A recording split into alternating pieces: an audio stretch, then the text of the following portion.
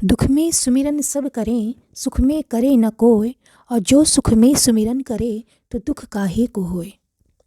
इस दोहे में संत जो कबीरदास जी हैं वो हमें एक लाइफ का बहुत ही महत्वपूर्ण लेसन समझाते हैं कि जब हमें दुख आता है, जब हम बहुत लो वाइब्रेशन में रहते हैं, बहुत नेगेटिव थॉट चलते रहते हैं, कोई प्रॉब्लम आती है, कोई ऐसी कठिन परिस्थितियाँ आती हैं, तो हम ईश्वर को याद करते हैं, उस हायर पावर से जुड़ने के लिए उससे प्रार्थना करते हैं, अपनी फ्रीक्वेंसी को बढ़ाने के लिए कि हमको शक्ति मिले, हमको जो प्रॉब्लम्स आई हैं उनका सल्यूशन मिले।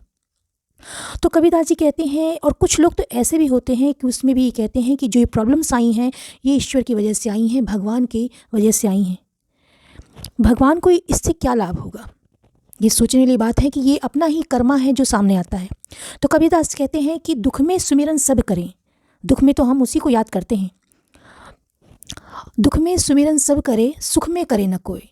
अब सुख में जब हमारे पास बहुत धन है, हम बहुत खुश हैं, हर तरह से ऐश्वर्य हमारे पास आ जाता है, तो हम ईश्वर को नहीं उस समय सुमिरते ही नहीं, अपने अहम में इतने ज़्यादा हम उलझे रहते हैं कि किसी को कुछ भी नहीं समझते हैं। किसी को अगर हमारी वजह से कोई परेशानी भी हो, कष्ट हो, तो और हमको उससे लाभ हो तो वो हम करने से नहीं डरते।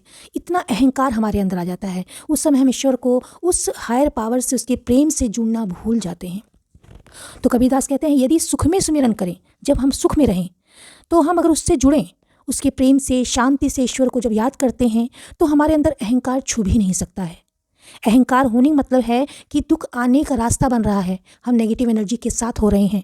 और जब सुख में भी उस ईश्वर को, प्रेम को, शांति को याद करते हैं, तो अहंकार आने भी नहीं पाता, और हम उस ऐश्वर्य में भी एक सम अवस्था में रहते हैं, एक हमारे अंदर समता रहती है, और हम सबको लेके चलते हैं। इसीलिए कबीरदास यही सिखाते हैं कि दुख में तो सुमिरन दुनिया करती है, लेकिन अगर सुख में भी हम ईश्वर को भजते रहें, उसको ध्यान में रखें, तो हम कभी भी उस लोअर एनर्जी की तरफ नहीं जा सकते और दुख हमारे पास नहीं आएगा। हम सुख से ही सुख की रचना करते रहेंगे। इस दोहे से हम यहाँ पे यही सीखते हैं। Thanks for watching.